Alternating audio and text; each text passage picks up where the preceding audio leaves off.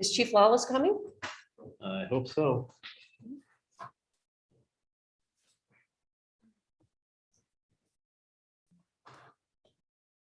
All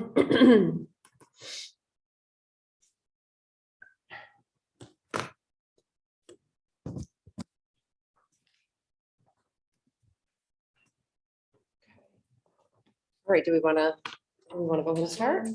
Oh, one Here, second. so let me give him a call before we start, if you don't mind. Okay. Beth? Here, where is it? It's here, on the second. So this email that we found with the custom information, I just couldn't print out one. It's just right. So she just sent in this.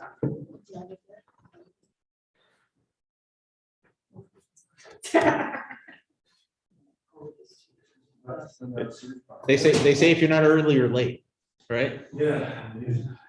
You know what? Can't tell me that either. I'm always late.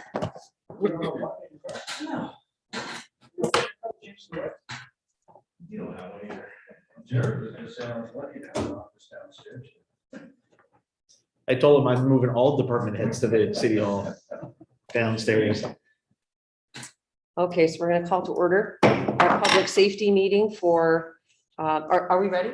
Yep. Okay, for Thursday, October 18th. Chairperson Gibbs is present, Counselor Talon. Counselor Moore.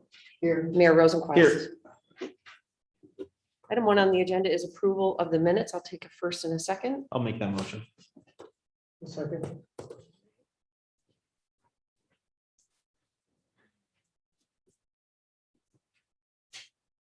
Any changes to the minutes? All right, seeing none, all in favor of Aye. adopting the minutes? Thank you. Aye. Any opposed? Okay, adopted. Item 2 is the building inspector's office, 2.1 discussion September violations report.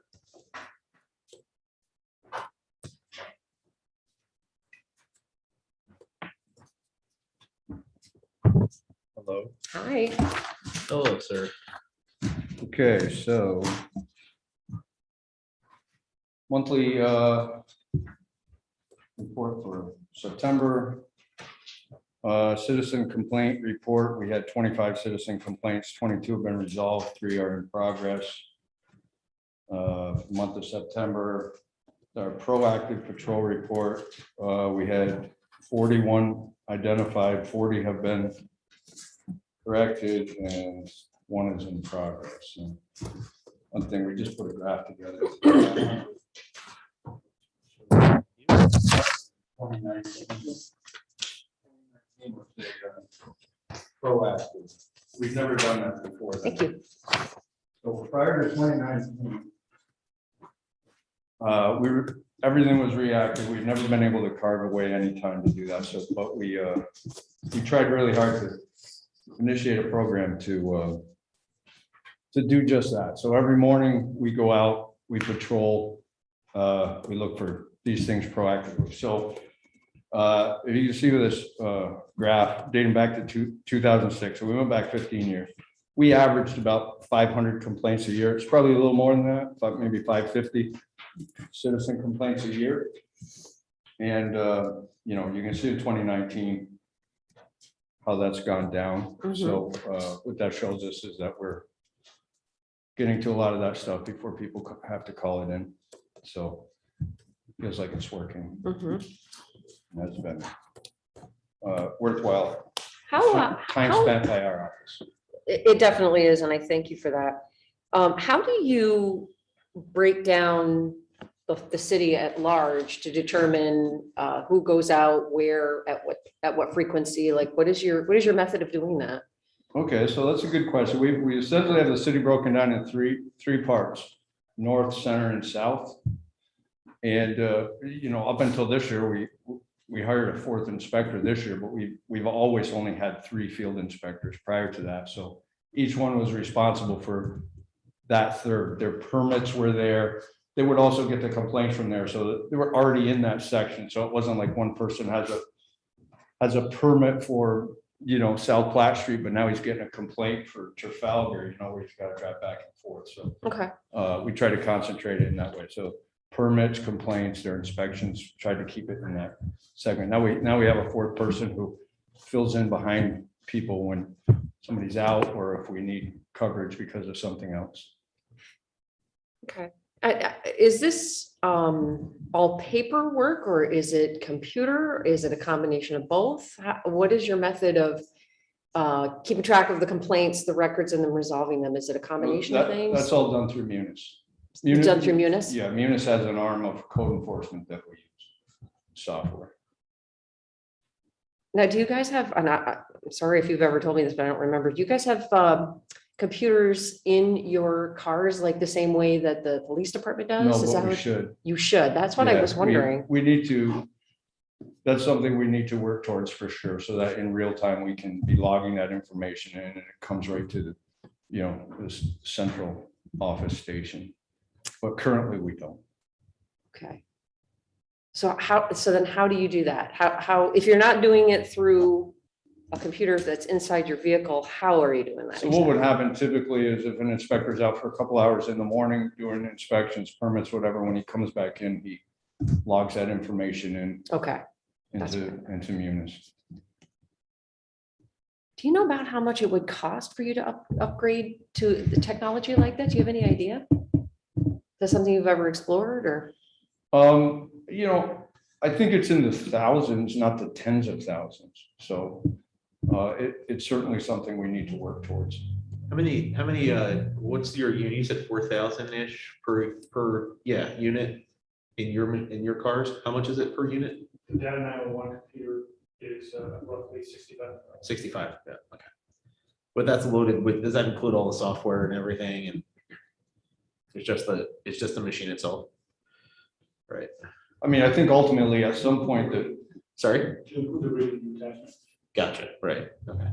I think ultimately at some point the counselors, zoning and planning board members are gonna have tablets and all that stuff's gonna be electronic at some point. It's just when we pull the trigger on something like that. Okay. Are there any grants out for anything like that, do you think? I have not seen any to date. Okay. So maybe going into the next year could be something that we dedicate some real time to investigating and figuring out what it would take to get your vehicles outfitted with that. So it'll make your jobs easier and much more efficient. And get that. So maybe that's something we can work on for the next year for 2022, look at it and Yeah, I don't know that it's something that needs to be hard installed into our vehicles like the police department has. Maybe it's something that's portable and cheaper and okay. Can be in a tablet form. Okay, let's make that one of our objectives for next year.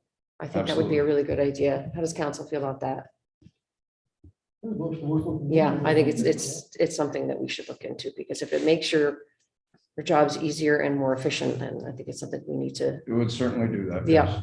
Okay.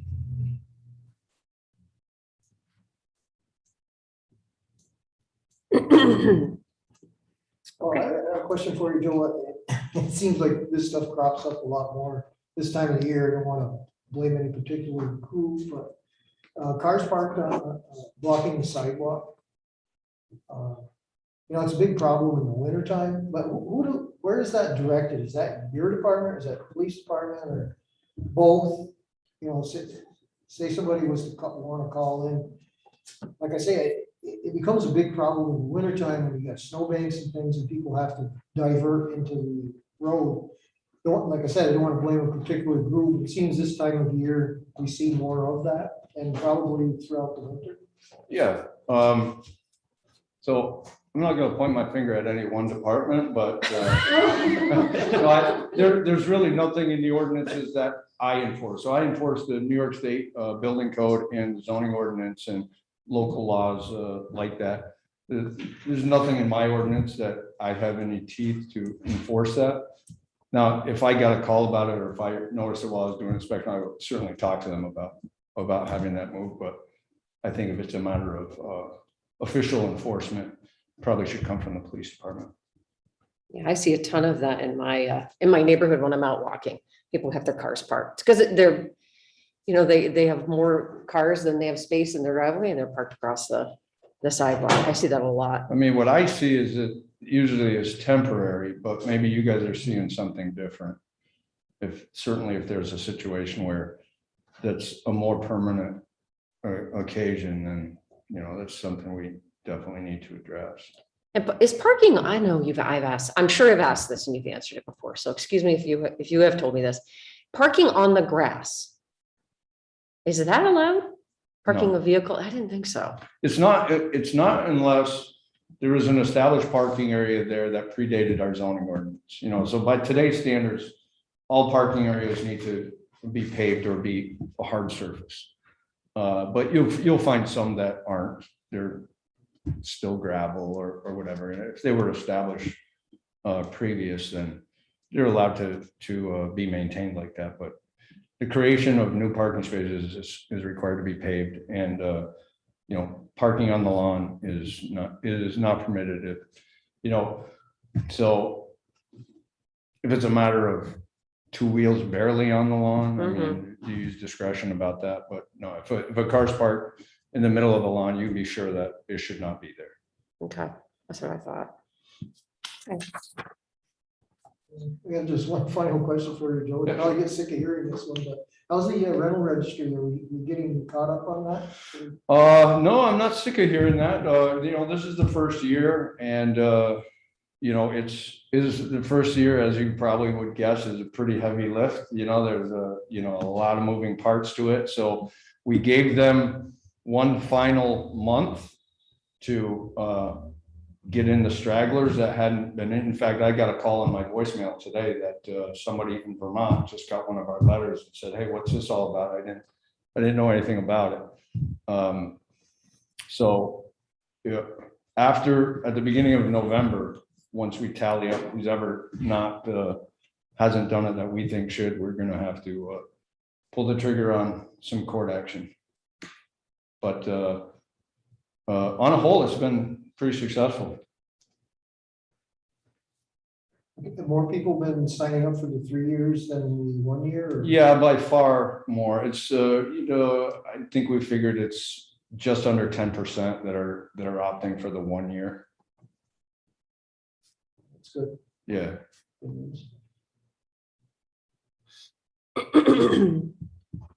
Okay. Any other questions about the violations or code enforcement? No, other than this looks like good work, Joe. Yes, thank you. That's something we don't have to just rely on complaints. It's you guys are out there about. It's great. Thanks. Sure. So item 2.2 is discussion of mobile home parks. So a woman came here 2 weeks ago. She made a public statement about the living conditions at Underwood and the persistent problems. And I know Beth had taken down her number. And I just didn't know if there was any update on that. If I could, one thing that I asked Joe to do is to draft a memo in partnership with Ryan over at Clinton County Health Department, so that this council and the public can have it, myself included, can have a better understanding of what is our jurisdiction as the city and what the county's jurisdiction is. Some of those things is Joe's starting to draft this. The city building inspector's office is responsible for New York State building code, the structure of the mobile home, as well as the slabs that they're placed on. And that is a requirement to have mobile homes placed on slabs, and that those slabs meet the code requirement when they're installed, that they have proper water, sewer, electricity for habitable space, and that's maintained. The structures are maintained and are in good conditions.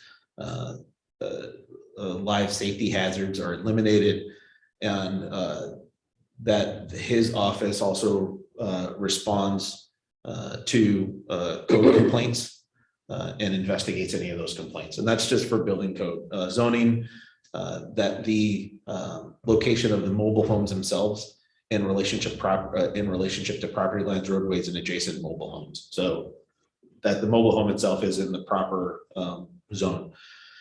That's what we need to do. That's our job. Health department, that the mobile home meets the New York State Sanitary Code Part 17, and there's a link here that will be included in that memo. That they review rubbish water and sewer, typically private water and septic systems, but Underwood is on a public water and sewer. And if they have the occasional sewage backup, that the health department responds to those complaints and ensures that those are corrected and fixed. Health department is also responsible for fire safety, maintaining that the mobile home parks are properly spaced for fire safety. I think they said 10 feet.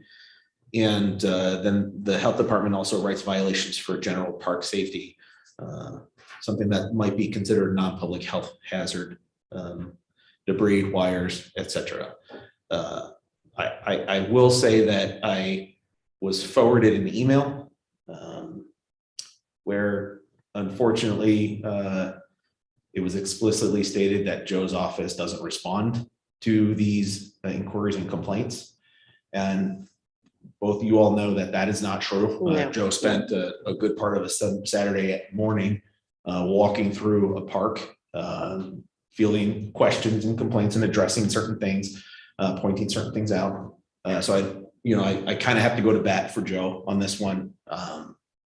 When it does come to those types of complaints, I think we're pretty responsive.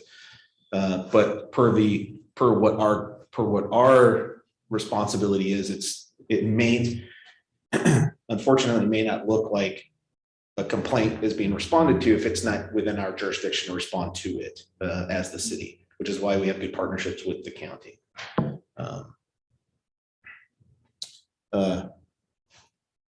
I don't know what else. Yeah, so I mean, there are some jurisdictional overlaps when it comes to this kind of thing, and that shouldn't stop anybody from calling my office, though, if they're not certain who should be dealing with it. And by the way, you know, the email that we were both made aware of, including maybe this person that spoke last week, there seemed to be an assertion that, you know, several calls were made to my office and weren't followed through, and that's just not the case. We have our records show that we had one call in January about that mobile home park, but you know, as you guys know, you've talked to me about certain issues. I followed them all through. There hasn't been one time where I said, I'm not looking into that because the health department should do it. If I get a question or concern, I go right there and look at it. If it's something that's not under my jurisdiction, I'll call Ryan up and say, hey, this is what I'm seeing over there. You know, Ryan Davies. This is what I'm seeing over there. You know, how are we working on it? What's the result here? Are you satisfied with the progress? You know, so the other issues with the park, which I completely can understand the frustration, is how it's being managed. Mhm. if I can just, I think of one thing, the totality of the park. It's my office is more of the unit itself, where the people live in it, how it's you know, proper water, sewer, electric, that kind of So thing. Where the health individual department units. is the site, the park itself. That's a good you can just distinction. look at it that Yeah. way. That's more or less you know, the best way to That sum it up. as Counselor Gibbs, that is a good way to kind of understand who's responsible for what. One thing to also be aware of is that these parks are private. They're privately owned. The road going into the park is privately owned. The lights are privately owned. How the park is managed is privately managed. And we all know that housing issues and landlord-tenant relationships is something that we're pretty passionate about in this council, and we try to do everything we can, and we will continue to do so. It's just unfortunate because we have to figure out, well, what can we impact with our codes and our laws versus what can we impact with our influence, our political influence. And I think that is more along the lines of the thing that they may be dealing with in relationship to their management and their unfair treatment or potentially even illegal treatment of collecting rent twice in the month or something like that. I don't know if that's illegal. I'm not saying that's illegal. I don't know if it is. But there's relationships that we have with like legal aid and the AG's office that we can point these folks to and say, it's not something that we have jurisdiction over of enforcing or changing, but here are some additional resources that you may want to reach out to that could help facilitate some and address some of your complaints. So the committee that was formed, and Jeff, you're sitting on that committee. Is Tara Glenn still on that committee with you? Yes, yes, she is. And as a matter of fact, we're meeting tomorrow. And how is that going? Is anything coming out of that yet? No, well, not at this point. We haven't had any recommendations yet, but we have been sending out questionnaires and compiling, information. So hopefully soon we'll have some results to give everyone. But Jim Welch sits on that committee, right? Yeah. Have you had any community input or feedback or anything like that? well, we tried that, but we didn't get a whole lot of people coming to that. The couple hours I was here, there was no one came. Of course, it was during the middle of the day, so Oh, yeah. understanding that, but I think they had a couple of people come in after I was gone, but I hadn't had a chance to review that yet. I was on Okay. Good. All right. I don't think I have any other questions. Does council have any other questions? Yeah, so just to give you an update, one of the last times we talked about the mobile home park, I think we were right here. Councilor Kelly showed me some Yeah. pictures of, that was another mobile home park. That was owned by the same people, but Collins off of email. Mhm. There were 3 unlicensed vehicles that were pictures were shown to me. Those have all been removed. We have found another one though, and we're working with them about that. There was an abandoned mobile home there that all the openings have been covered and secured. Our office posted it against occupancy, and the park manager ordered skirting for it. So that's supposed to be done this week. The site was also picked up. Oh, there was a question about cable being laid on the ground. So initially, is that live wire? Is that a safety hazard? Well, no, it wasn't electric wire, but could be construed as a tripping hazard, I guess, because it's, so now we're back to the Underwood Mobile Home Park. So that was one of the concerns. Can we do anything about this? So I searched high and low to find somebody to deal with. I actually drove up to Consumer Square to the charter place up there. Found a manager who I talked to about this issue. And so what happens is people get their internet hooked up, right? And the installer comes and a technician hooks that up. The way it works is if it's more than a certain amount of feet, they have another group that comes and buries it. So if you ordered it at your house, that's what would happen. If it was less than 10 feet, the guy that was there would do it. If it was a long run, they'd have somebody else come behind him the next day or whatever.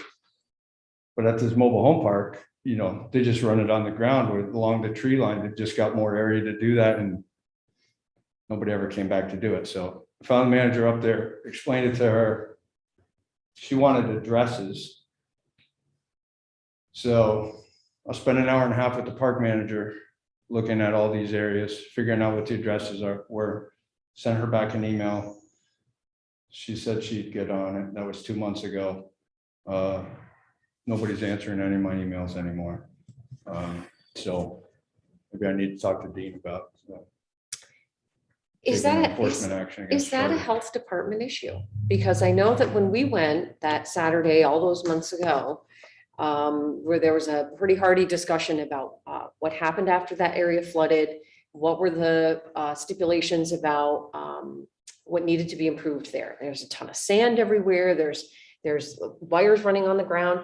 Is that a health department issue?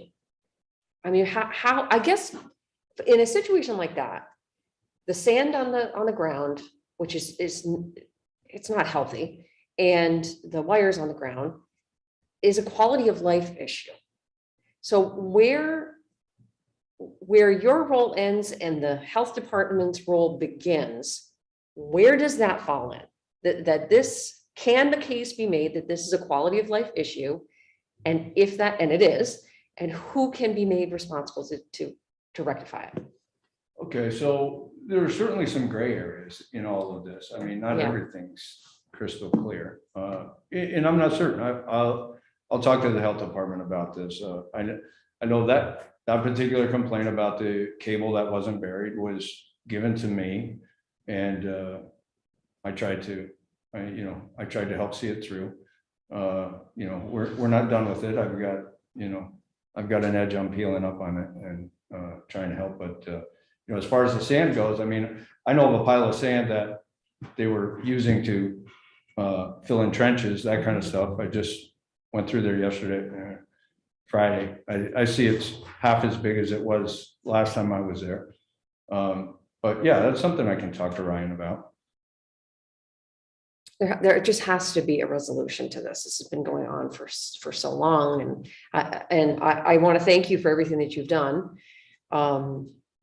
But I just feel for the people who live there and their unhappiness because their living conditions are just not what we would deem acceptable. And then, like you said, there's this gray area of, there are some things that aren't explicitly in either building or zoning code. And it just seems like some of these things just get volleyed back to the county health department, and then it's between them and the park owner, and you know what I mean? Yeah. And still no resolution to it. And I could definitely feel their frustration. It isn't the first time that the woman who came here, it's not the first time that she's reached out to us as council members. And we just want to do right by them. So if you could find out, or can we call this a quality of life issue? I mean, how do we resolve some of these things that just are not getting resolved? I mean, guess that's what I'm looking for. I can find out that specific piece. Okay. That, you were just talking about, sand and the cable not being buried. Okay, that would be really good. I would appreciate that. Okay. All right, thank you so Yeah, much. thanks, Joe. Sure.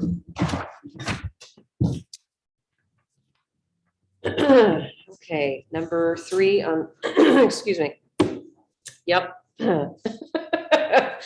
Can we actually move police down? Yep. Because I want to go into an executive session to talk about the police IT report, and I don't want to do that and make everybody wait.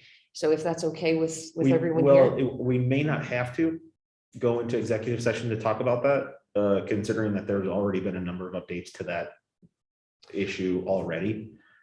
I would entirely up to you. What I would recommend is Lieutenant Trombley give us an update on where things are at with the entire IT at PD. And then from there, we can then maybe go into executive session. If you feel- I have the report printed that Ms. Krofsky did, and I would really like an opportunity because when we had that executive session back in July, I didn't have the report, and I would really like an opportunity to sit down, and we can't have a conversation here on the floor about what it says about some of the vulnerabilities and how it's being addressed. And I don't want that to be here on the floor. So can we move the fire department and the mayor up? Yep. And then leave our police department discussion for Sure. last so that we can go to executive session and you guys don't have to sit here. Is that okay with everybody? Yeah. All right. Can I get a motion then do I have to have a motion? Nope, then? you can just Okay. move it around. So let's move down to 4, the fire department. Item 4.1, various reports. So August, I'm trying to think, this is October. So we're getting like a pie chart printout from the police department. We haven't had one, that itemizes the overtime and the payroll and so on. And we haven't gotten one from your department in a couple of months. A pie chart? Yeah, it's like The it looks like a overtime pie report? chart, and it tells us what's the It's the overtime expense. yeah, it's basically Right. an overtime report. I haven't gotten a report like that in a couple of months. So the last time we met, which was August, we were told we talked about it. We told we were going to get one. We never did. And then our September meeting was canceled. So can we I can get you that. Yeah, that would be really I'll great. just And have Kathy, our assistant, work on that with PD, just so that they can explain. how yeah, to you, do I it. mean, we got it in July. It typically, Scott, you typically send that over to me. Did I? Yep. Yeah. I know that she generates a lot of things and I send them over as far as which ones were omitted. Yeah, in We can get September, that to you. in September, we absolutely. got reports, but we didn't get anything from your department. Okay. So, yeah, if we could get those as Oh, regular absolutely. reports, that'd be really great. did you get the reports that we generated from with the graphs? So I have a Excel spreadsheet. I mean, that's the payrolls, Right, which that's was the cost of 2021. employees. I can't That open that up. was today. Yep. On Friday, I sent out the one that is actually the breakdown of the EMS, the calls. Yes, I you think that's know, what I'm looking at.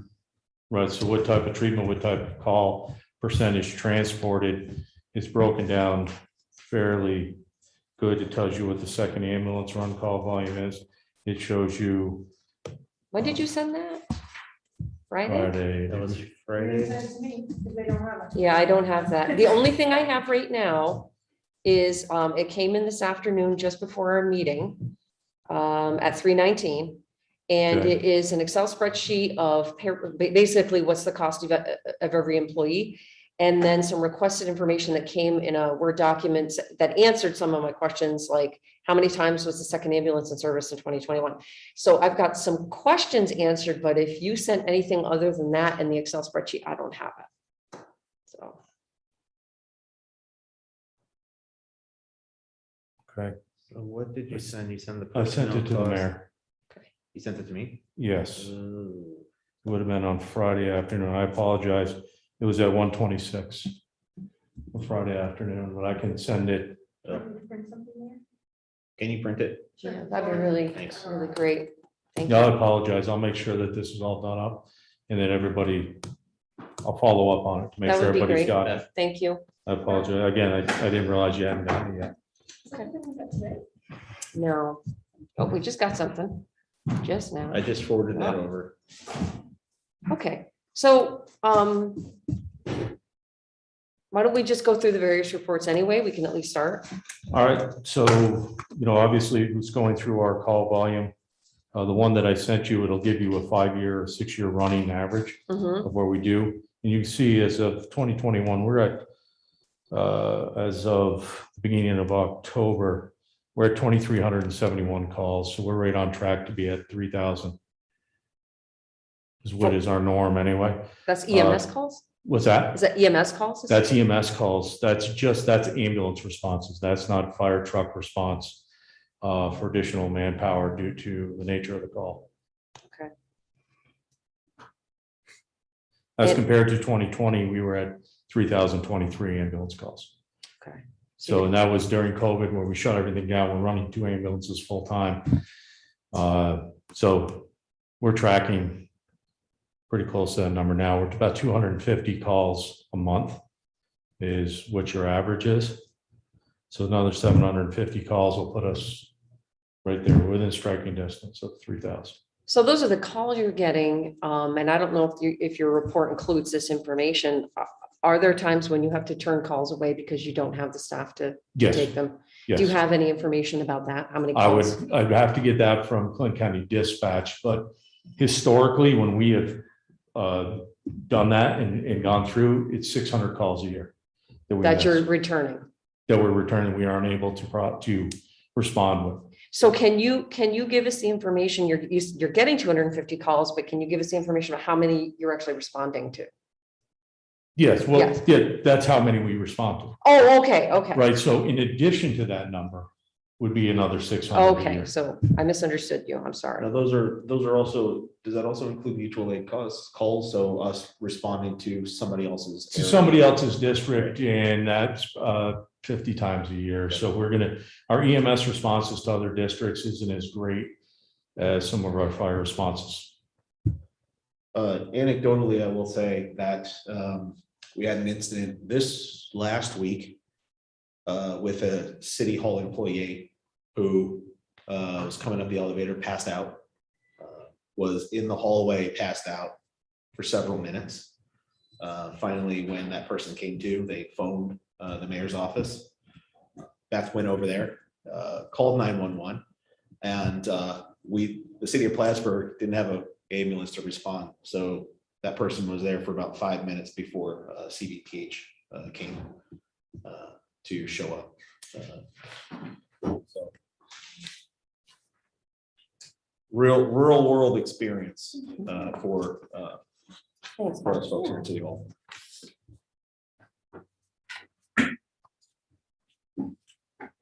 So we generate this monthly, Mhm. so that, and at the end of the month, this is the one that I forward to you, just so you can track EMS calls. It'll also tell you, calls canceled, it'll break it right down.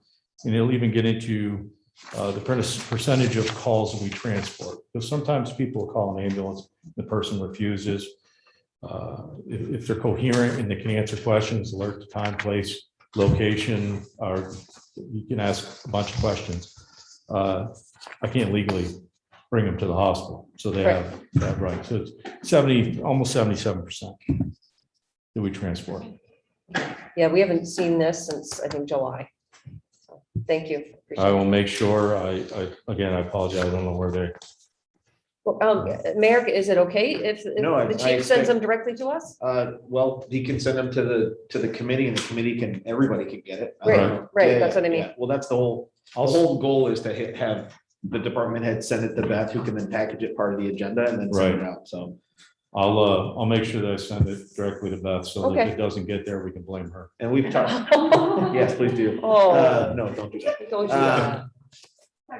But Yeah, thank you. That would be very. And then we've talked helpful. about having this be a regular report. So Mhm. yes, Yes. always, Yeah. every single Every month. month, This we'll and make sure then this. overtime and everything else comes. We'll do that. monthly.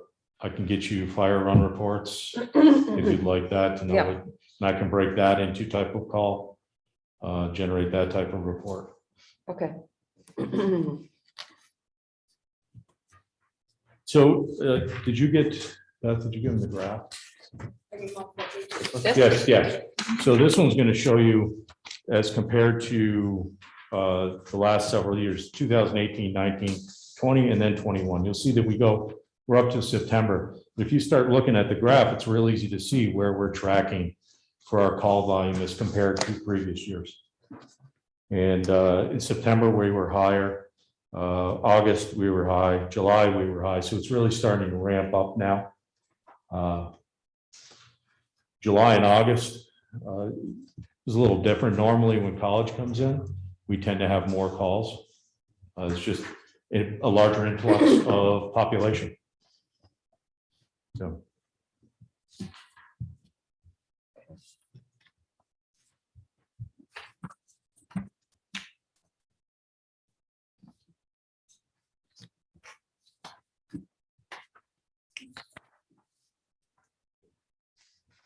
What does this mean, deposit date on the back?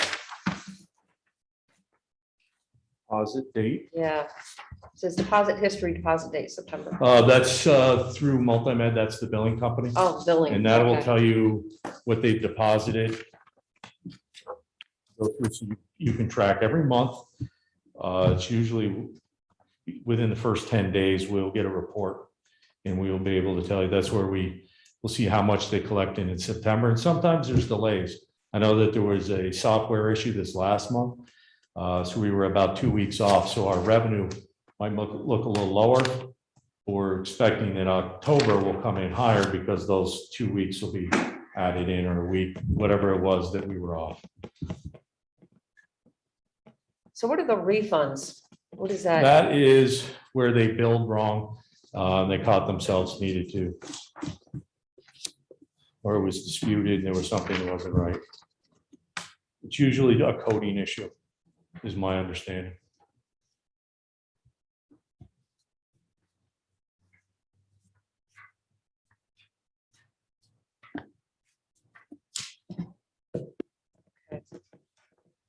All right, so I'll take a closer look at this, and if I have any Right. other questions. You can go through it and I can generate, if there's more questions that you have on the billing or anything else, I can see if I can get the information for you.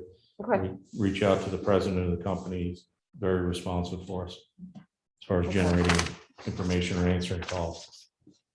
all right. Thank you. Anybody have any other calls or calls? Questions for the chief on reports? Well, I just had one question out of curiosity. What would it cost, is the average cost like, it gets billed for a transport, like say, I don't want to jinx myself, so. Say Mayor Rosenquist needs to be transported from Meadowbrook over to CVBH, because I'm now retired after this 4 years. So a Living a transport, large life. Yeah, like Or- say or are somebody you called up and said, you know, I'm having shortness of breath or whatever, like, what does it cost? I know insurance picks up. each one of them is different. So you have a basic and then you have an ALS 1 and an ALS 2 charge. We revisited that the end of the year, the beginning of this year. We redid it. I don't want to speak off the top of my head, not having the numbers, but it's like anything. I can charge you as much as I want. What is actually going to get paid? That's where Medicare comes in. And then we have a large payer base on that, and that number is set by the, it's a federal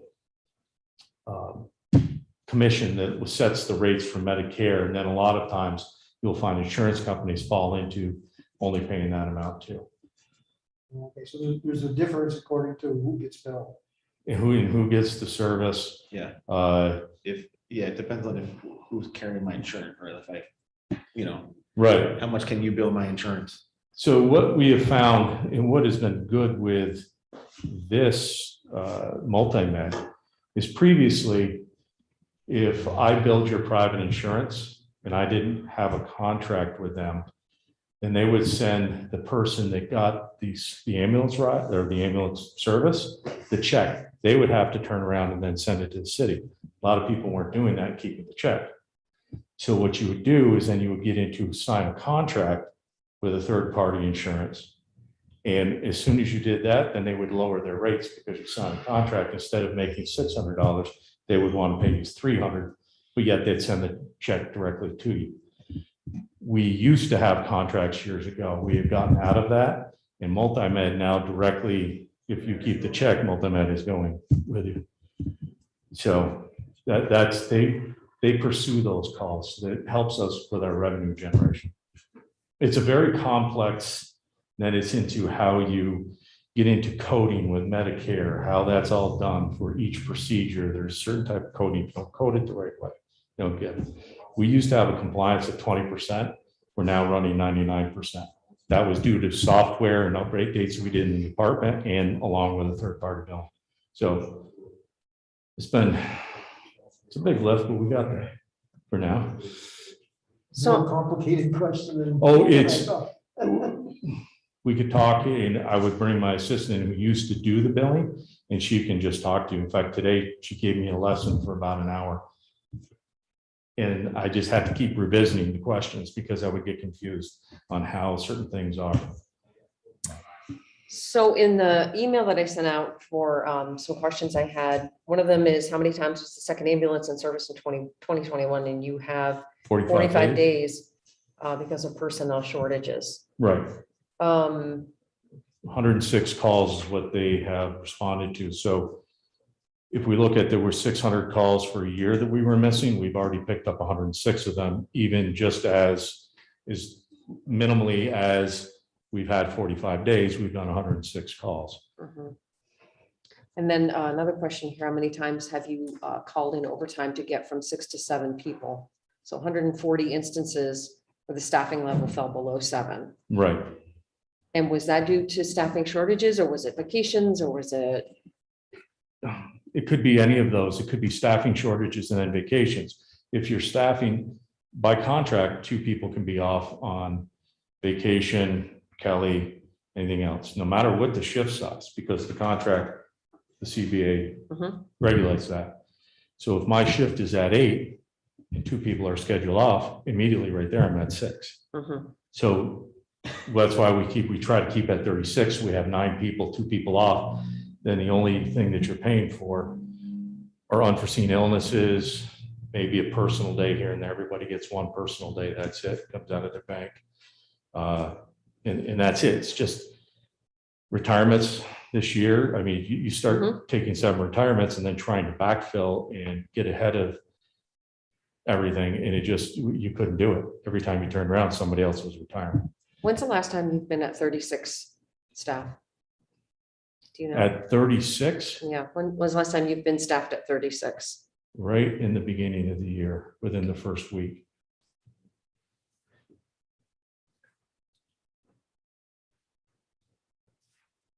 We will be at 34 on October 29th. Our current recruit will be graduating from the academy. And she will be 1 week of OJT, and then she'll be right on shift. So by the end of this year, you're going to be at 34, right? 34. Isn't that what you told me? 34. As soon as the academy schedules out, we're going to be putting, getting to, we do not have any anticipated retirements. And the people that were eligible to retire have been asked directly, what their plans are. Now, we don't know if anything could come out of left field. Things change on people, but right now, nobody wants to retire. Our next retirement looks like it'll be 2023, and that's 1 to maybe 2. One thing that we worked out with the unit was to sign some type of letter of intent, if you will. It's not binding, but it is an indication that says, hey, I plan on retiring in June. This is my date. And we can start planning for overlap so that we lose that kind of gap between a person not being there.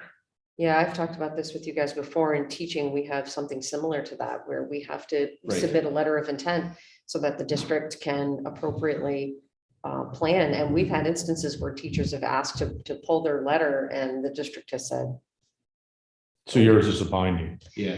not necessarily. The district can accept the request, but they haven't done that in a Right. while. Well, I guess I don't want to call it peer pressure, but if somebody says, hey, I'm going to leave in June, and June rolls around and we're planning on backfilling that person, and then they say, hey, guess what? I'm not leaving. Well, guess what happens to the new person? New person can't come on.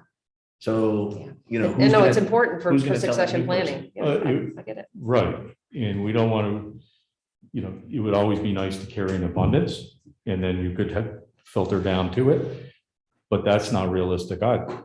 So, Okay. And why do you have to, I know you've explained this to me before with like an actual chart and diagram. Explain to me again why you need 7 in terms of when you have a call, or why All right. you need 9 or in terms of when you have a call. so it runs into OSHA Mhm. and the respiratory protection standard that they have, Part 29. We need, it's considered, in simple terms, it's 2 in and 2 out. If you're going into an IDLH, immediately dangerous to life and health environment, then what you need, you can't go in singularly, you have to go in with 2 of you. Then 2 more have to be ready to go, on air, fully capable to go in and do a rescue. So that's what that is. So that takes 4 So people. you need 4 minimum. Just So that's right there. 4. Okay. That doesn't take into somebody running the pump. That person cannot be counted because their job affects the safety of the people inside. Okay. So that's 5. Okay. The other part is the ambulance is out sporadically. What we With want to be 2. able to do Yeah. is go in, and if the ambulance is out and we need to initiate a rescue, or somebody says, I believe somebody's in there, we can do that without having definitive proof. We cannot send people in without having the 2 in and 2 out, because we violate OSHA. Okay. A car in the driveway at 2:00 in the morning doesn't mean anything if you're on a trip to Jamaica. So that's where we come into. A lot of police, when they show up, their first job is to try to figure out if anybody's in. And Jared can speak to that because he's done it many times. And it's a face-to-face with the fire officer, and they're getting, oh, I've got to report this person came out, the neighbor saw him that night. Then we can go and we can violate that for an imminent life threat. Okay. But to go in and do a suppression or to do a search because we think somebody's in there, we Yeah. can't do it that way. So you've got two that go in, you've got two. Two that are out, You've got one on the pump, and then you've got two in the ambulance. two on the ambulance. So Now, if that's they, 7 right there. that's 7. So if that ambulance is out, our minimum we need to be able to enter is 5. Now, I haven't taken into account that there's nobody for the hydrant.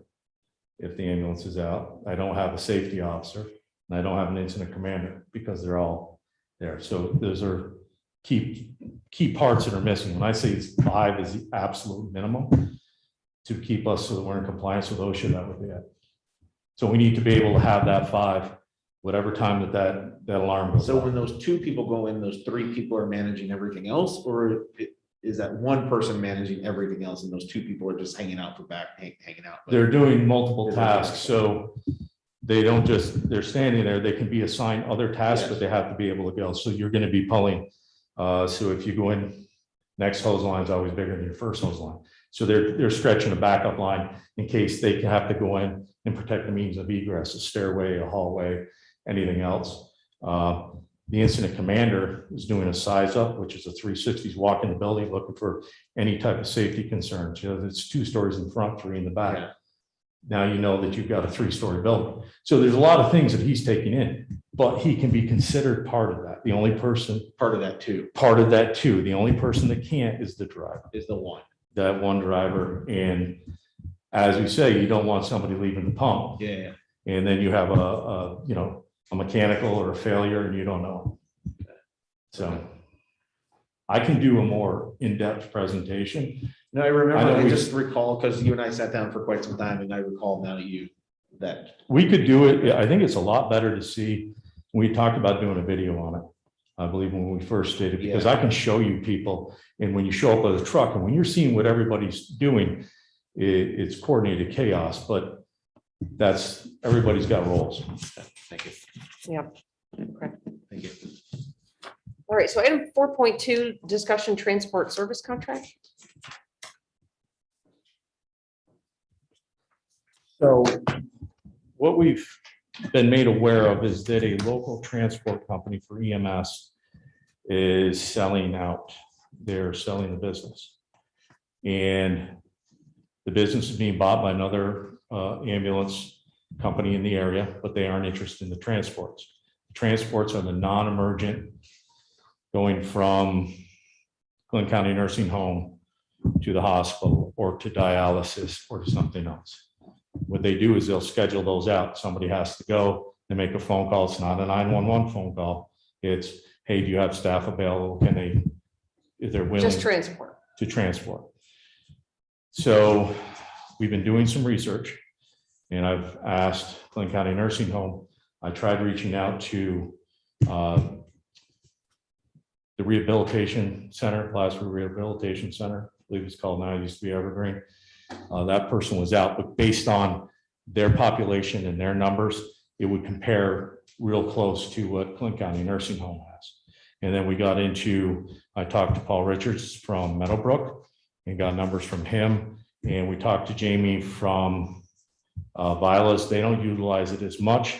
He doesn't track it, but based on their numbers, we believe they would probably be close to 100. So we're looking at Clinton County Nursing Home, 200 transports Probably 100 per what month? per year. Per year. So as of right now, Clinton County Nursing Home's done 200 transports for non-emergent calls. Mhm. So that's 200 transports. I would say the same thing with the Rehabilitation Center, that's 400 calls. Then we have 150 from Meadowbrook and then another 100 from Violet. So we're over 700 calls that could be potential revenue makers inside the city, and we would stay within city limits. And Yeah. how would the transport be done? You'd have its own truck, right? It wouldn't be. It your would existing? be, it would be the second ambulance. So if it wasn't on an emergent call, then it would be able to do a transport. That was our initial thoughts on it. Obviously, we are in the exploration and seeing what we can do and trying to get some numbers together. And seeing how we can do that, provide that service. If we have the equipment and the personnel and we can generate revenue to help offset that. Yeah, but if you're looking at a second ambulance, it was in service 45 days. Well, we So would have to, So we would have to do the numbers to be able to put it in full time. And then we would also, that would raise our 911, because so we're at 600 calls that we're missing. Let's say we could pull 450 calls, plus another 400 of those transports. Now we're at 850 calls. Do you think you can do that with 36 firefighters? I would have to look into, I think that 40 would be the best way. I have to run all the numbers and I would have to work with the union to see where we would be on this, maybe a trial run. I don't know. These are just a lot of questions we haven't gotten into. This is only about 10 days old. So we've been trying to get some answers together, but Yeah, I would need to see a real financial analysis of this, I absolutely. keep saying this, that I want to see a strategic operations plan, and your department provides incredibly high quality service to this community. No one is going to dispute that. Right. I want to be able to match what we can afford with the service that we're providing. I want to see an actual plan to put these things into action. And if we were going to go to a 40-person department, It would have to pay for itself. but I don't, I'm just going to go there. I don't see how it can. The mandatory overtime that has to happen, you can't eliminate overtime. And that on top of salary benefits, the risk, we assume the risk of anything that happens, including equipment repair, personnel issues, injuries, and so on. I'm not against it, but I need to see an actual plan. I would need to see a full financial analysis plan, cost benefit analysis of, if that were something that you wanted to suggest that we pursue, I'd have to see a full plan. But we're not asking, I don't think Chief is asking for permission right now. What we're saying. No, is that I there's a- know. There's an opportunity out there. We're doing some research. We do have to put some numbers together to make it justifiable and. And sustainable. Yeah, sure. And Sustainable. as explained, there's a lot of opportunity. But it does come down to, can that be done with 36 on the squad? Okay. All right, so if you can keep us, updated on anything new that you uncover, and Definitely. yeah, please do that. Okay. Any other questions on transport service? All right, thank you. Thank you very much Thank for all you. your information. Thank you. Okay, so now we're going to, let's go to the mayor's 5.1, the draft resolution, authorizing budget transfer general fund Yes, rec complex. So So, this is you want to take? yeah, the motion in a second. I'll make that motion. Okay, One second. Mayor, seconded by Counselor. Thank you. This is an increased expense wrapping up the dog park. Yeah, I saw that email come sentencing, through. right? There was just a $1,300 difference between what the city provided versus what was charged. We'd like to fill in that gap. Okay, I was confused about this. So we need to allocate $12,000 more? No, 12, it's like $1,300. Oh, because of the way it was So we've worded. already allocated, I think 10,700. And it was a 12,000 in total. So we're looking at $1,300. Okay, Was that a match? Pardon? Was that a match? Essentially, yeah, they, the border realtors really stepped up. They funded a significant amount and initiated that park. It's been years in the making, mind you. This is something that they've been working on for several years now.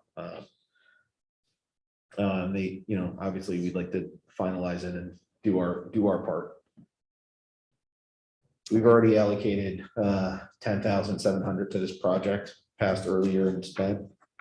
The remaining is this amount. seems to be getting a lot of use.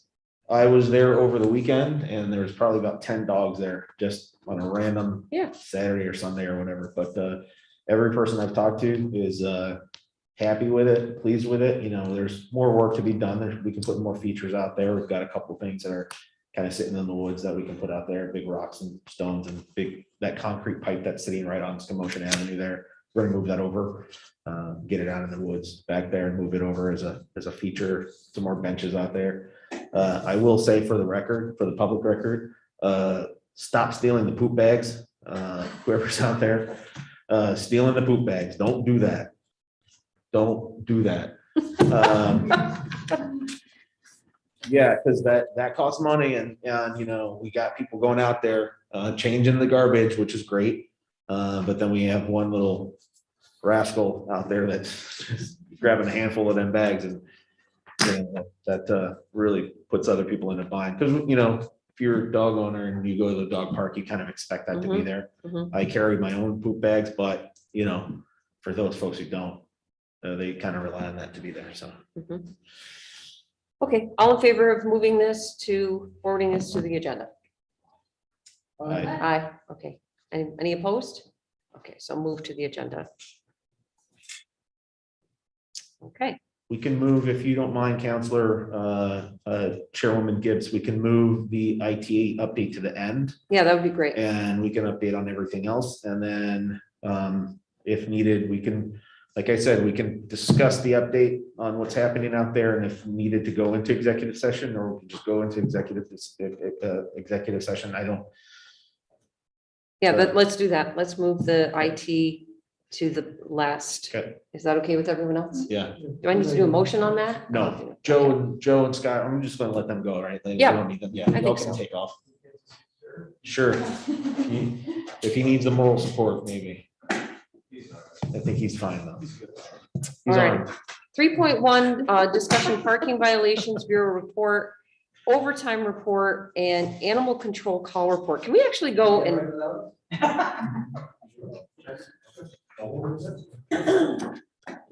reverse order, the animal control call report, because I'm looking at the proposed budget for police and the animal control officer, the requested amount for 15,000 contract service and 25,000 fees for service. So to clarify, that 15,000 is a required expense. Right. Is Based that- on housing.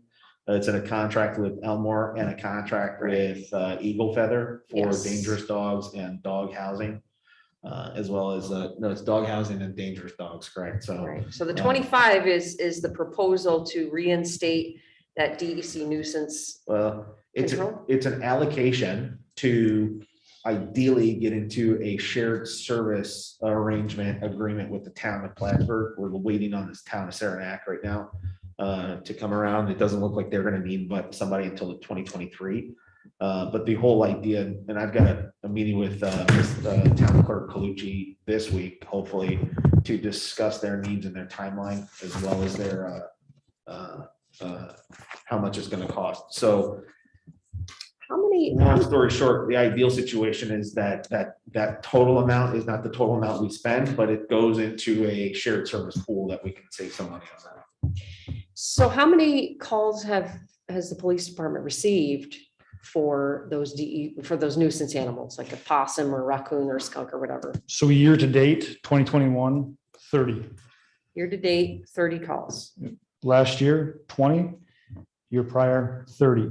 So again, we're only we're into the last quarter now, but we're trending maybe a little high. Now, do you have any way of knowing if those 30 calls, were they actually nuisance animals? Like, So. No, I mean, like- Sure. No, I'll tell you. Sure, so it's not, so we have different tracking mechanisms, so dog at large would be like a domestic dog, right? Dog at large Right. call is a separate tag, or tab. This would be like raccoon, skunk, I don't know how many are skunk, or how many are raccoon, or how many are fox. That I can't tell without individually going into each and every case or record. mhm. But as the tag is nuisance animal, that's what I would believe that to be. So any, fox, skunk, raccoon. So what has been your response? You just redirect the phone calls to the DEC, or how have you handled that this year? Yeah, so we make a separate call to either the DAC. We haven't had a bear yet this year, but every once in a while we'll get a small cub bear. We had a moose last year. those all get redirected.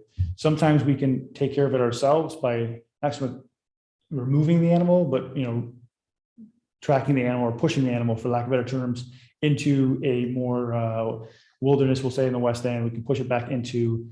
Don't drop that in my backyard. not to the population, but back into like behind the fields, the Field house, thank you. yep. Mhm. So so instead of hiring somebody on a contract, are you envisioning something, it's like a fund and that we would reimburse residents? Is that how you're? No, I was thinking about because the town of Plattsburgh does hire a dog control officer. And as I noted to the town as well as the county shared service board, the city needs an actual wildlife officer or nuisance animal, not just a dog, because we do get wildlife. Bats are another one. Bats Bats are pretty. Yeah. Bats, right? So the idea would be to go in with the town of Plattsburgh to hire an agency or an individual to do that work. Not at the total amount ideally, because the whole shared service model kind of lends itself to, if you can save money, you get some of that money back at a certain percentage. So the ideal situation is we could hire somebody to do that work in partnership with the town. So in the past, we had an actual DEC nuisance animal control That we person. pay for. Yep, we did. We put them on a contract, Yeah, him on a license contract. It would be similar, but we would share that expense with the town.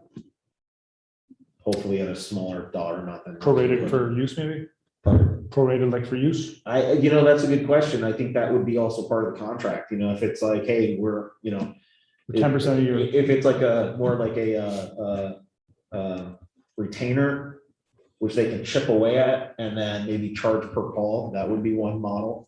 We just don't know, right? We don't know until we get into this conversation with the town on what the options are. How much does it cost to have somebody come to your home and remove an animal? I think someone who was saying in a previous meeting was $300, $400, something like that. Or I'm sorry, $200 or $300 per call, depending on, I think, the animal itself. Mr. Nephew maybe was in here. Yeah, that would be, if we did that math, it'd be about 83 calls. Depends on the animal. Well, I'm just wondering Yeah. if it. Yeah, this is what I was thinking when you told me like you're gonna have a fund. The city of Potsdam, well, the town of Potsdam has a DEC officer that they use, not an officer, but a DEC certified person they use. They have a couple and they just put the person's name on their website. And then if someone has an animal that needs removing, they just redirect them to the website. You call this person directly and you deal directly with them.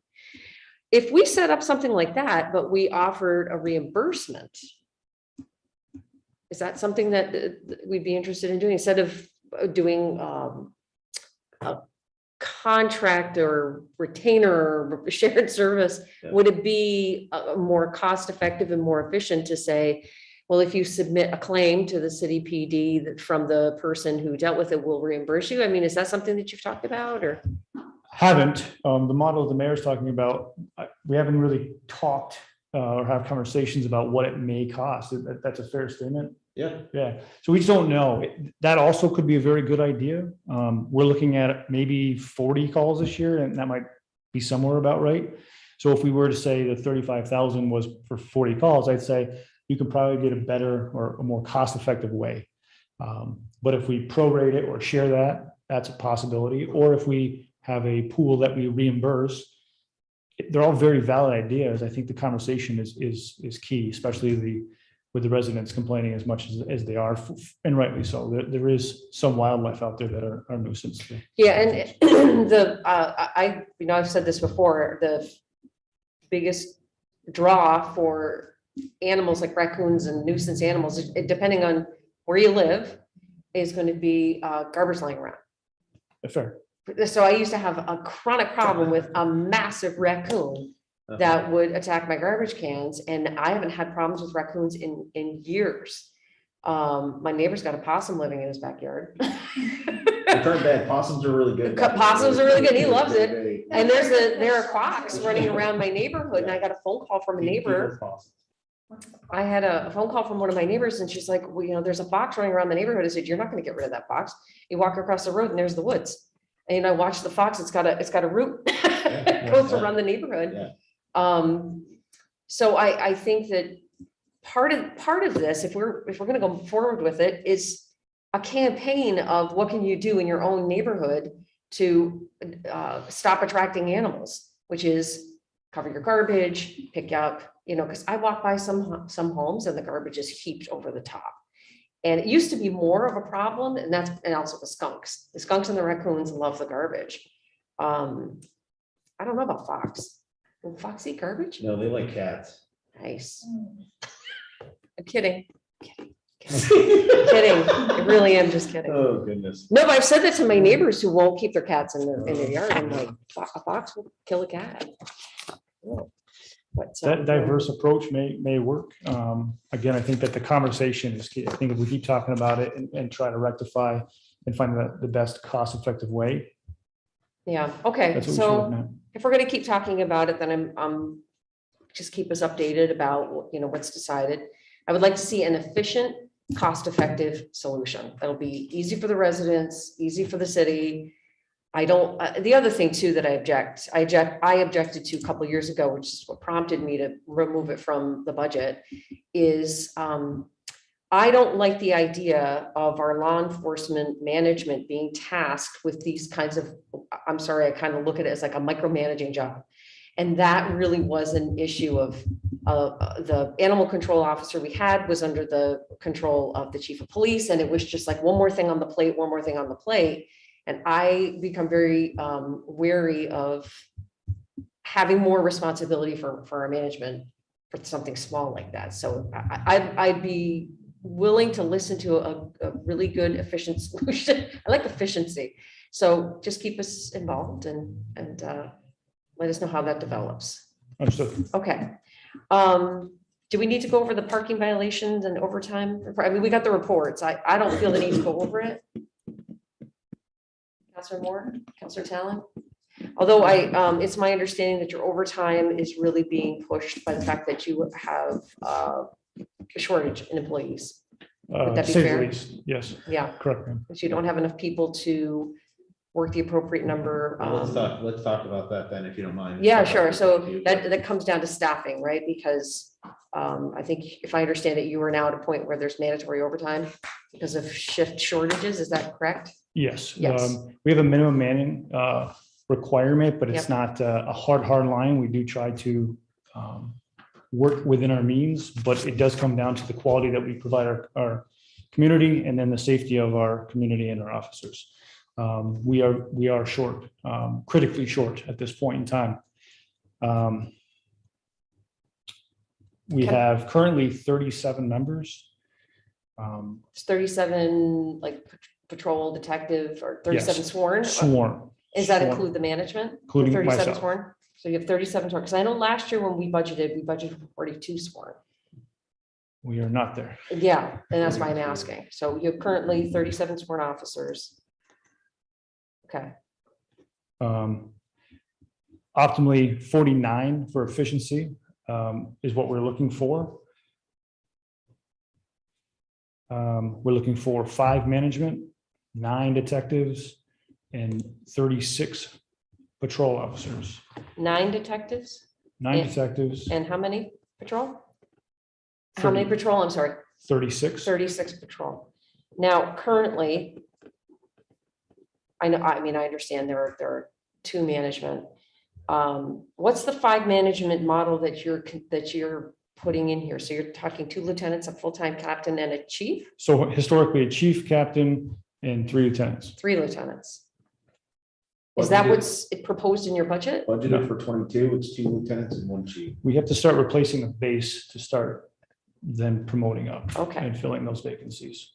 So it really is at a critical point to fill these positions now. okay. And currently you don't have 9 detectives. No, How many do we you have have, now? we have 6. You have 6 detectives. And you certainly don't have 36 patrol. How many do you have in patrol now? I believe that it's 28. And at the beginning of the year, so now we're in October, how many people have you lost from the patrol division? 4 You've lost 4 this year? and 1 detective. So you had 7 detectives. You had 7 and you lost. Is that correct? Yes. Okay. And then for the future, in the very near future, as of May, we're going to lose 5 more, not detectives, but members. You're gonna lose 5 more in retirements. Potentially 6. And you have that budgeted in your separation pay, right? That is scheduled this Yeah. in the line.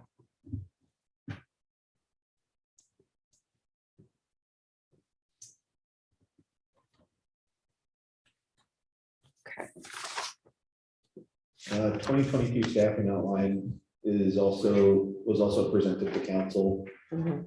in that spreadsheet, workbook that I presented. That has all of the budgeted payroll for every department. Mhm. Under the PD, it will show you the vacancies that we're looking, as well as all of the numbers of their pay, projected pay for 2022. I don't think it's in there, Elizabeth. No, I think it's the separate worksheet that I sent.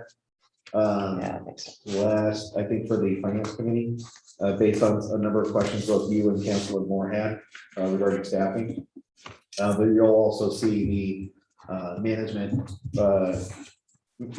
pay in that worksheet, and then all the nope, No? no, nope. It's a worksheet that I sent. Let me just double check. It's a worksheet that I sent in response to the questions that you two had regarding staffing. Titled payroll 2022 payroll allocations. Thursday, yeah. That was sent on Thursday, correct? Mhm. 2:20. I'll do a forward right now, send it again, Okay. just so it's on bump it kind of thing. Okay, so that has all of the staffing projections for next year based on the proposed budget. This year, as Lieutenant has noted, they're losing 4. There's 4 backfills to perform.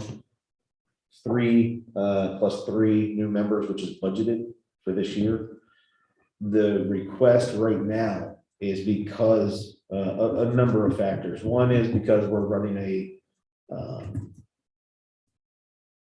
step back. 4 plus 3 are budgeted already that we plan on putting into the academy for this year. One of the reasons why we want to put them in the academy is because other member agencies pay for the academy. So essentially, these new members will essentially get a free tuition because we're running the academy and we don't necessarily have to pay for them to go through. Okay, so that Right. is kind of paid for. Right. Can I add to that, Mary? Yeah, please do. And other agencies as well are putting in members as we are. So Right. as they're putting in, and they are short as well, so as they're putting in these numbers, will they put another 1, 2, 3 more recruits next year?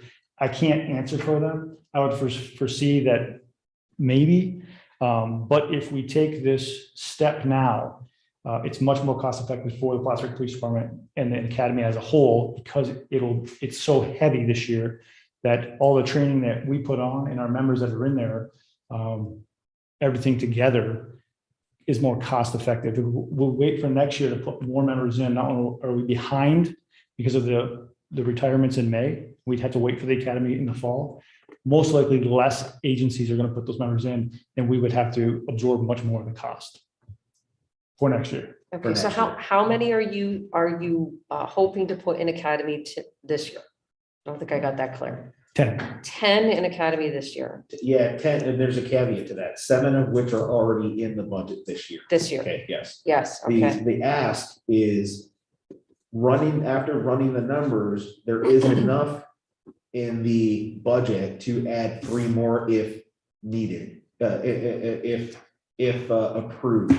That means that there's enough money in the PD budget to add 3 more members, 3 more cadets into this academy on top of the 7 that is already planned and budgeted for this year. So these 3 more would fit into the 2021 budget? Correct. Correct. Correct. The I got it. yeah, right. With the understanding also that next year in May, late spring, early summer, we're gonna lose a 5, right? So as it's like Suffice. one step forward, half step back until the next academy. And that also hinges on the approval of the 2022 budget, the proposed 2022 budget, which allocates an additional 10 members in that budget. The question I think for the council needs to answer is, you kind of trade off those 3 or move those 3 up from next year, or do you leave the 10 in next year and add 3 more this year? You got to do the math on that one. It's, If I could add one Yeah. more piece, if we do this today, if we do this now, the academy runs until March. And then with the FTO, the field training officer program that we have, these new officers would be released in June relatively, which is before a bulk of our officers take vacation contractually. And they can augment that overtime and not be forced. If we wait and do it, we essentially are putting 7 in now. And then we lose 5, so we're down to 2. And then we're essentially right back into this same overtime forced vice that we are in now. It really is a critical time to make a decision like this. And I appreciate the conversation.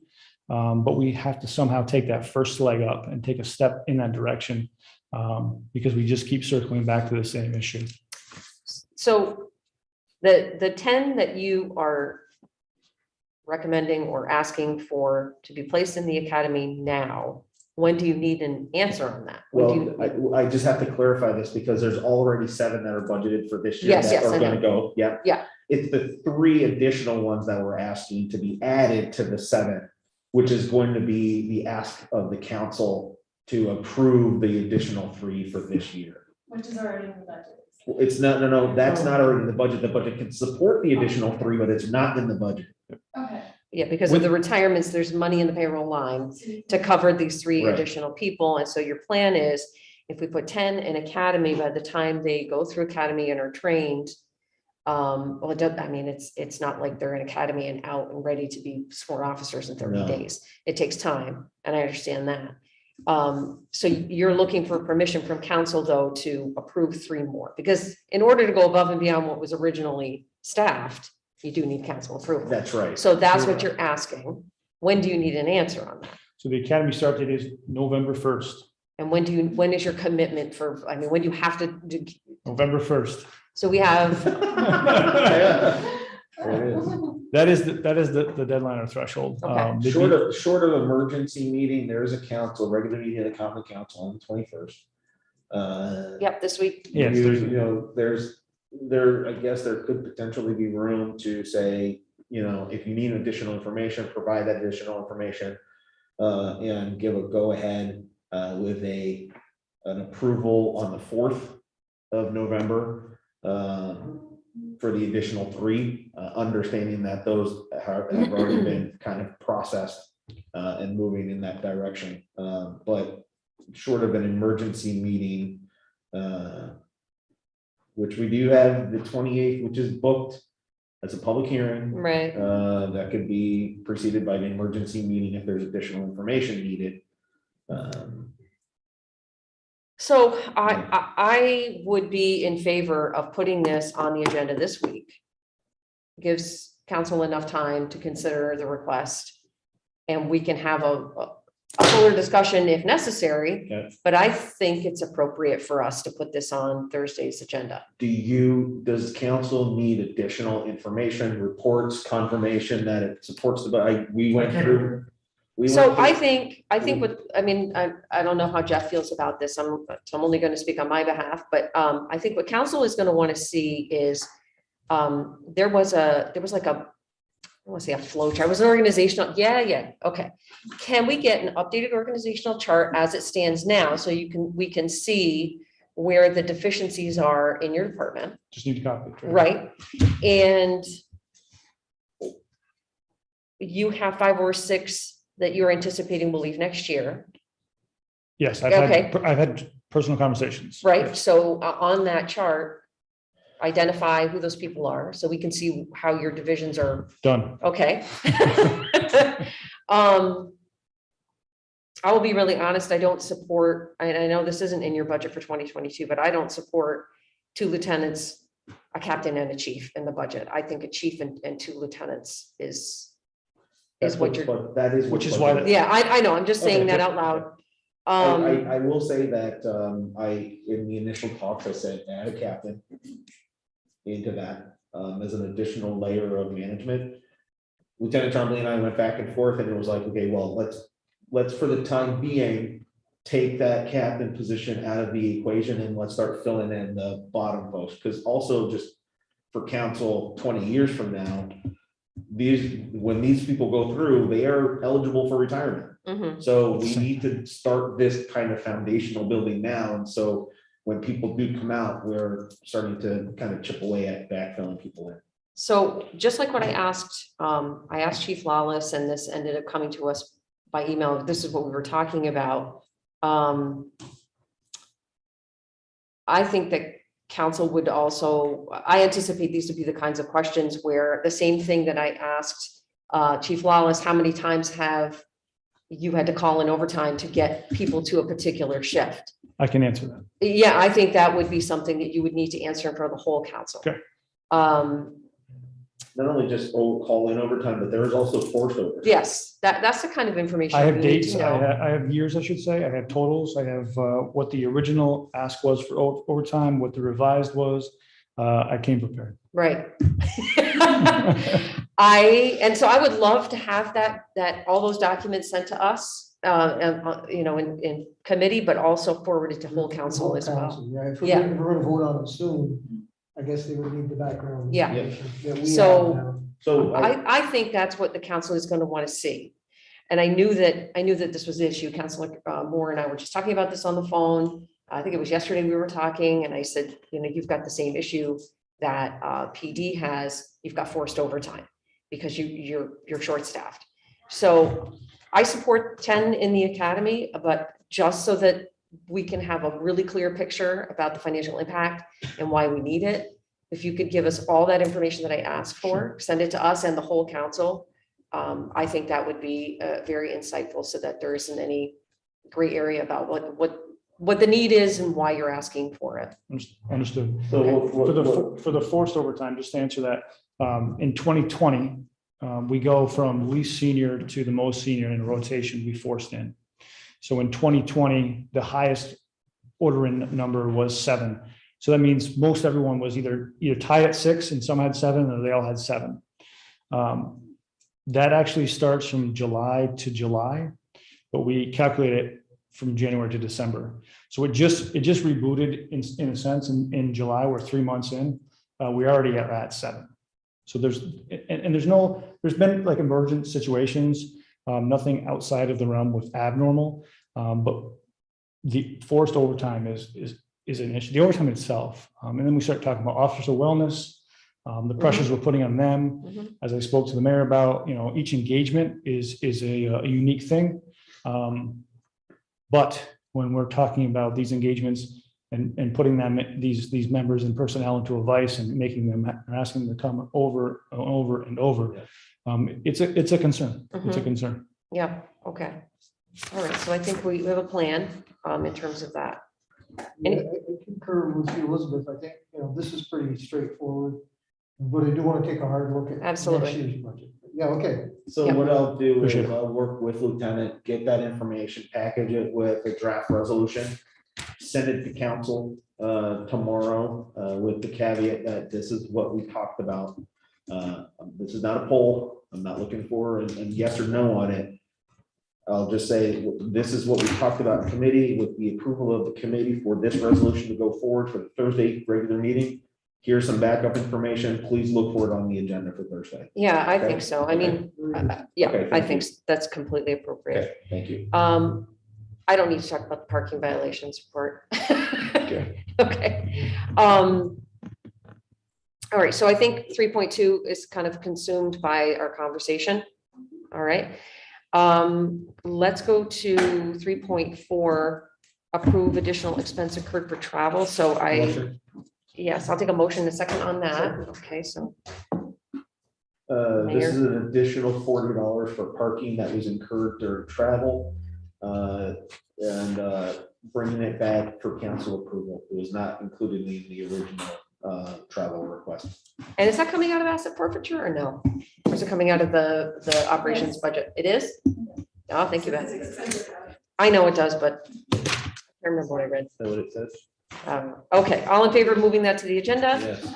Aye. Any opposed? None. Okay. So 3.5, the draft resolution authorizes the PHA contract supplement police services.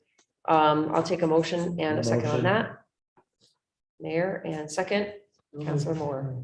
Okay, so for brevity and for time, because I'm gonna be really honest with you, I have to be home by 7 o'clock because I have to help my son with his homework.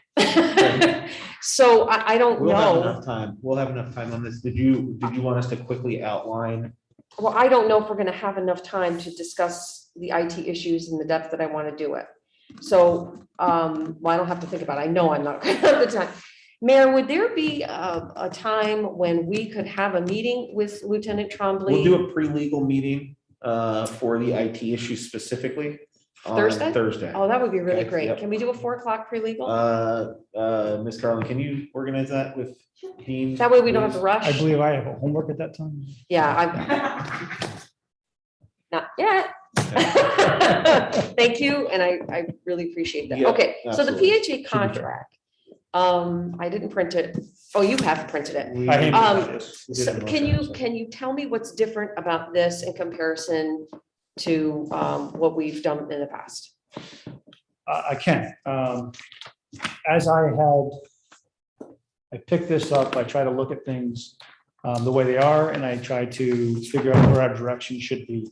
I think this takes a very healthy step towards community engagement with the PHA in partnership. And with an overlay of transparency and accountability.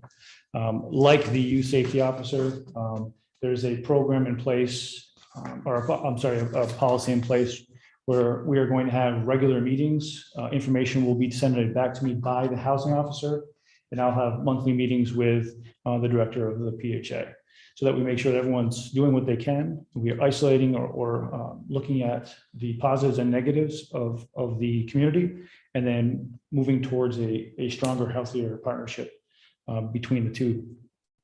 Okay, now, the other PHA contract accounted for like trainings and so forth. Is that also in here? Yes, we haven't lost anything, we've only gained. Okay. And is this still going to be a part-time dedication? Because last year we did change that. It was a part-time dedicated officer instead of a full-time. Is it going to be a part-time dedicated officer or full-time? No, it's still a part-time position. Okay. And they pay a third of that. It just immerses us a little bit more with that community engagement and the youth of that community specifically. There's, I think, there's a larger direction I'd love to see us go in collaboration with the other auxiliary positions like the juvenile officer and the downtown community officer. But that's a bigger conversation for a later time, I believe. But this is a step towards that. I said this before when we talked about the youth safety advocate program and how that was always supposed to come with reports. This was always supposed to come with reports. We've never received reports. I have reports for that, so it's not. Well, We'll get to that. But I have followed up with that. I've had a meeting with Lieutenant LeBron. We have spoken. I've had a meeting in the beginning of the last week with the two youth safety advocates. It is doing well. It is doing very, very well. The engagement they're having are positive. as we believe they would be. And there's instances where they have 100% helped mediate situations without an officer's arrival on campus. Great. That is all very good news. Okay, all in favor of moving that to the agenda? Aye. Right, okay. Any opposed? All right, so moved. Discussion 3.6 is the update on 203 implementation. If there is anything to update. Well, part of the, as a reminder to everybody, earlier this year, we adopted the 203 recommendations. As part of that recommendation, we also instituted a council committee, a committee created by the council for the implementation of that policy. That group met and asked for some updates. I think that just preceded your request for updates, Councilor Gibbs. I went back to Lieutenant Trombley and said, hey, this is something that we should be updating. A couple of timing concerns that I have, which I'll address with that committee. But to address this committee's request for updates, I've added the updates that Lieutenant Trombley has created based on the request of the implementation committee. But out of concern for usurping their authority as the oversight committee, I do want to make sure that they have an opportunity to make comments, raise concerns, address the positives and the negatives, and provide some criticism to our implementation of these of the policy recommendations that they've made.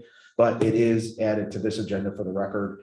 I did reach out to the chairperson who requested the update and asked a couple things. One is that could she please review and provide that critique that could then be added back to the record and provided to this committee. And then also, could they potentially move their meeting date to allow us a little bit more time between their request, our ability to prepare a response, and then present back to them and to this committee. They asked for an update on Thursday, I think. It was in last week. Yeah, end of last week. And so we had to scramble on top of doing what we were already doing. But we also didn't get a chance to really, not because we didn't have enough time. We didn't have enough time to get our responses back to them for a response from them to then present to this group. Either way, it's in here. Long story short is we just need that. I need to ask them to move their date up earlier in the month so that it gives us time to respond, get their Right, because our feedback. meetings are late in the month and. Yeah, and they asked for this update Wednesday or Thursday, and it didn't give us enough time to produce the response, send it back to them for comment, and then bring their comment with where we're at back to this committee. Does that make sense? Yep. Okay. I just explained that 3 times, I think, Okay. but it is in the record. All right, so updates are forthcoming. We have absolutely been moving towards those recommendations, have quite a few things that we've done. Yeah. We'll talk about it later. Yeah, it was thick, like the document that was produced was thick, right? So it's not, we're not resting on our laurels, and we're certainly not waiting for something to happen. We're actively implementing these things. As you can imagine, with the lack of internal resource or the limitation of internal resource at the PD, there are some things that just cannot get done yet. But per the recommendation of that committee, the initial committee was to ensure we had enough hiring and succession planning, which is something that we started to do earlier in the year anyway. But with the approval of 3 additional officers, hopefully that will help soften that process up for us. Okay. I appreciate it. Okay, so let's do an update on IT issues to the extent that you can, and then sounds like we have a 4 o'clock meeting set up to talk about the actual report.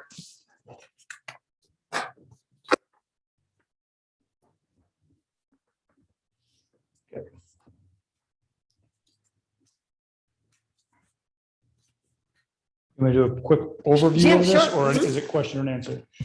Why don't you go ahead and give us an overview, and that'll give me time to think about it, because like I said, I have to be home very soon. I'm sorry, I don't mean to bum rush you, but. So audio log was an urgent issue that has been purchased. We're just waiting for its arrival, and then we will implement that server.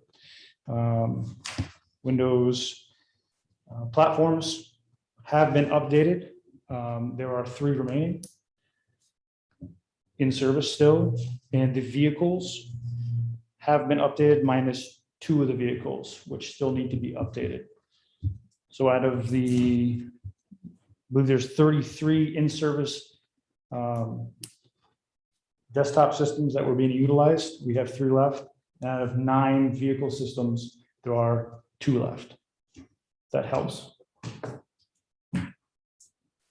There are some things that IT is required to do beyond what I can assist on. Turning things over, switching things on. It just takes time and attention on those items.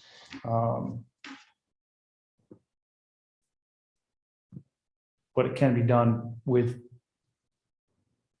IT services on premise with some time without being distracted. I'm trying to be coded, but because some of the things I will say Okay, are the concern. okay. So we can talk And- more and- freely about that on Thursday. then. Right, and as the whole council knows that our move to removing the physical infrastructure out of the city will free up some of our internal IT resource to focus primarily on Yep. Police department issues moving forward. Okay, The urgency is understood and is being worked on, for sure. okay. And what I also want to do when we talk is to take a close look at the budget that the mayor has proposed. Because I have some questions about the recommendations in the report and want to be able to understand how it's being budgeted. And so being able to talk freely about what's in that report and then match it to the budget that's been proposed. That's what that's another thing that I want to be able to talk Discuss the about. lines.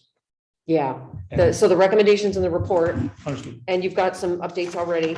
But I met with Casey and I went over the report with her and I made a list of questions, and I'd like to be able to sit down and look at the budget and say, this is where this is going to be taken care of or not. I don't know. I mean, that's what I want to talk about too. I understand. All right. So does that give you enough time to prepare for between now and Thursday? I'm ready now. Awesome. Okay. Thank you. Great. Okay. Any new business to come before the council? I think we're all set. I think so. We'll see you Thursday. Thank you. Any new business? I don't have. I want to bring up one thing very quickly. Councilor Canales said he was going to be here. So he brought it to my attention. And so this would be for Lieutenant Trombley to also be involved in the conversation, I think. His concern that disruptions in supply chains and how that would possibly affect our community. And he suggested that we get public safety involved in some kind of plan to, I don't really know. I haven't done enough research myself to see what the projected models are for shortages or what's going to be short. So he said that meat is going to be a shortage. He and I were talking about like food shortages, supply shortages, and in particular, our vulnerable populations in the city. I mean, we all know that the city school district is a free breakfast, free lunch school because of the poverty. And so he was going to be here, but he isn't, and we were going to bring that up. So maybe between now and our next public safety meeting, if we could do some research about what the projected shortages are or what supply chain disruptions are going to be. And I don't know if that's a public safety response, if that's a community like a community engagement. I'm not really sure. But one thing that did strike me as a possible place to start outreach is like the interfaith food shelf, where they have access to all the various places of worship, across the community and helping to stock needs. So maybe for the next public safety meeting, that's something that we could have some time to think about and maybe discuss. That would be in November. That sound okay? Yeah. Yeah, I think okay. Ms. Carlin is making a note for the agenda as we speak. Yeah, I haven't had enough time to research what the projected trends are or whatever, but I think that's something that we should talk about, especially going in through the winter and through the holidays. So, Don't see anybody here for public comment, so I will take a motion to adjourn. Rosequest, Councilman Moore, and we are adjourned Yes. at 6:44. I haven't sent you, so I can read it before I go back out. Yeah, did you have it sent?